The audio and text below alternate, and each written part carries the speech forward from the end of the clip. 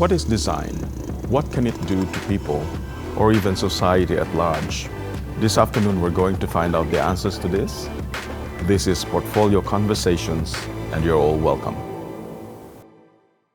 Ladies and gentlemen, we're back. This is Portfolio Conversation, and we're still here with Maria and Minhan and Peter and Nathan. And during the break, we covered something that's very interesting, and it's about design doing good to society. Not just in terms of doing good design for clients, but really to benefit a community.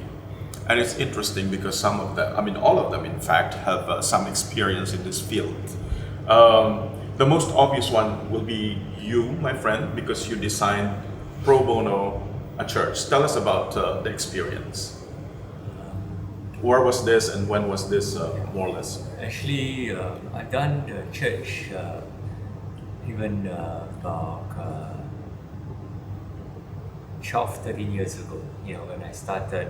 I was in high school. Yeah, no, I was just graduated. Don't laugh. Yeah. So anyway, it was very interesting because I went to a church on a Sunday, which was not a church that I often go. It's just because I work 7 days a week, and so happened I just finished a meeting on that Sunday, and I went to the church, and the priest was asking, could anyone design just a small prayer space, like a adoration room for the church. So on Tuesday, I went to see Father, which is not Mondays because I'm busy. On Tuesday, I went to see him, and when I went in, it was probably 1 p.m. in the afternoon, and when he first saw me, he asked, son, you need to borrow money or you need any help? Because he saw the way I dressed, I was long hair, I'm just myself, and I say, no, just give me a chance to design for you. So I was very surprised when he said that, because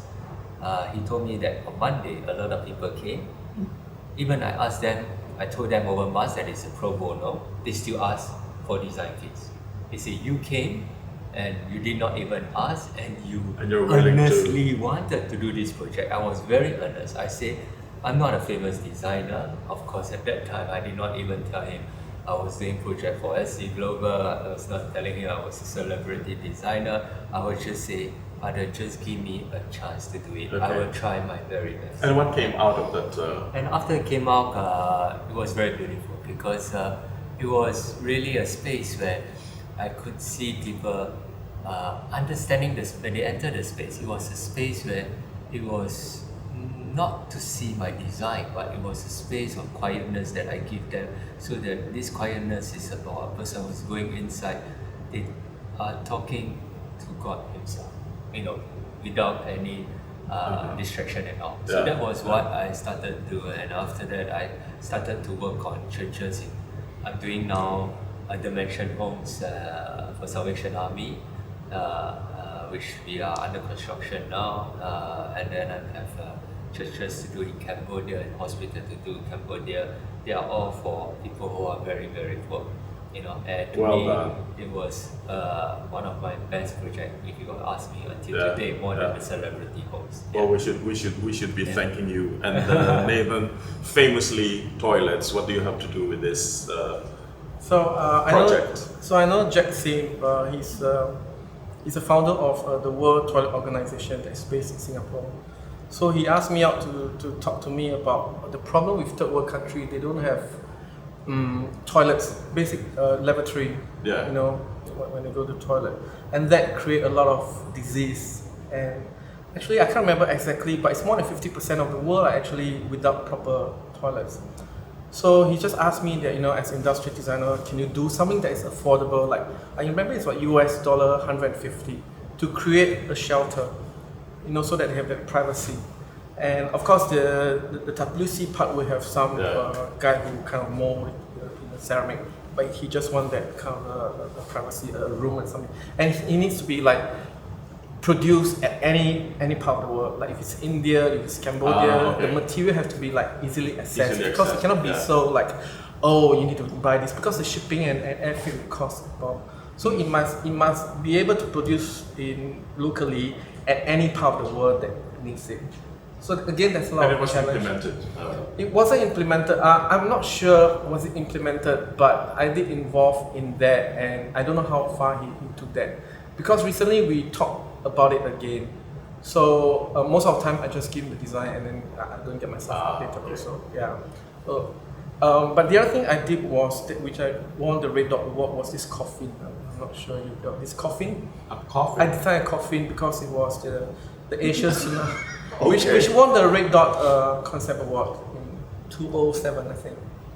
So you know when you have great calamities, you got like great number of bodies Oh, that yeah, you yeah, need to yeah, yeah, bury. that's right. It started with the 2004 Asian tsunami. It was 2004 Asian tsunami. Yeah, and there's in Indonesia we have a lot of dead bodies that we need to bury, Yeah. and because of the Islamic law, they actually need to be buried properly. But you know, to build a coffin that is at this point is still 6 planks of wood, take people to hammer it down, and you air freight basically the air inside the coffin. It's just not commercially viable. And also in timeline, if you need to have 1,000 coffin, you're not going to cut six That's planks right. of wood and just do it. So my idea was to kind of like a stamping of wood chips with resin. So it's like paper plates. Just keep Okay. stamping, and then you put 2 half together. And during shipment, you also halved it. So, so the one won an award, but it was, I don't have a proper client. It was more of like, I hope once I do this, I can talk to Red Cross. If you're doing Red Cross, maybe you can introduce me. Then someone Yeah, can take this yeah. idea and just produce, so that whenever right. somewhere need that amount of coffin Yeah. in a short time, it can be stamped up and just So that the bodies don't end up in mass graves and yeah. I mean, some religion need proper burial. So yeah, of course, Yeah. the dignity of the human. yeah. So those are the designs that I kind of like because sometimes it put the right perspective to what we are doing as a designers. I mean, we have clients that has the budget to create beautiful things. I mean, as an educator, as a lecturer, sometimes I tell the student, I don't want solutions and design for the rich. I want problems from the poor. So I need you all to do research of what the third world country or what people that's disabled, what they need. You don't tell me that you need to create this sports car for the rich. Yeah. So- Those in the margins Yeah. who cannot afford the design Yeah, because fees. those are real issues, and I want the students to know that design is not just for the elite. You need to help people also. So for me personally, that kind of balance up the business part of design. But I think it also gives meaning to what you're doing as a person also. Yeah. And Ong, you did something with the Red Cross. So what we were awarded it was a design competition called in by the Red Cross and the Singapore Institute of Architects together, and it was a really interesting project because it's a project that it needs to be a design icon, but it also needs to adhere to the way that Red Cross thinks, to be austere, to be for the people, right? So it was quite interesting. We wanted a very simple element, and we just created this series of facades that to you when you're driving, you may see it as a moving facade, but it's actually static, and it's a very simple solution. We were discussing earlier that it came out of an origami video that we saw. So the process of design sometimes is not really us designing, but you see something that someone else has done in a different manner, and then you interpret it. So that is something that is really interesting, and that we have been collaborating with the Red Cross. It's on the process, and I hope everyone can donate for the Red Cross building to happen. So that's pro bono work as well. It is not 100% pro bono because it was a design competition. Design competition. That's So right. it's not. However, under Ong and Ong, there are other elements that are more in the pro bono basis. Basically, we have something that is called the Go Flow, and it's a bicycle that we are still developing and getting a license that we want to donate to places. This bicycle, I don't know all of the details, and Ong Sebo will be not very happy that I don't know all the details, but in principle, it's a bicycle that once you attach a bottle of water and a pipe, you can put it onto a river. And just by riding on a static bicycle for a while, you can get the water to be purified, and then you can consume this water. Yes. So it's a very good solution for places where they don't have potable water. So that's something that is on the making, is on licensing, and is on, I don't know the technical details. And also we have with NUS, the fellowship, it's a traveling fellowship by On and On. So some of the students, selected students, will win these and they can go and travel and prepare for the final year with the On and On fellowship.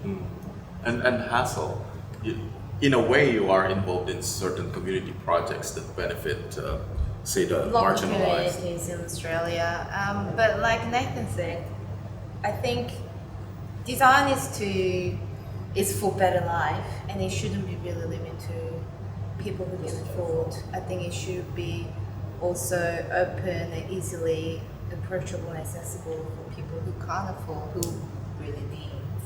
And I think it's really good to hear all of your stories, and this is something that we'll have to work on. But I have to make it happen. Yeah. But thank you, really, really meaningful, and I really liked it. So there you have it, ladies and gentlemen. This afternoon is really fantastic. Sharing of ideas, sharing of little gossips here and there, answering difficult questions. Thank you very much, Maria, Minhan, Peter Tay, thank you very much, Nathan Young, thank you very much. If you have ideas about design, what it should do to society, what it should do to individual persons, do contact us, get in touch with us, and we would like to hear from you. My name is Mark Almagro, Editor-in-Chief of Portfolio. Goodbye.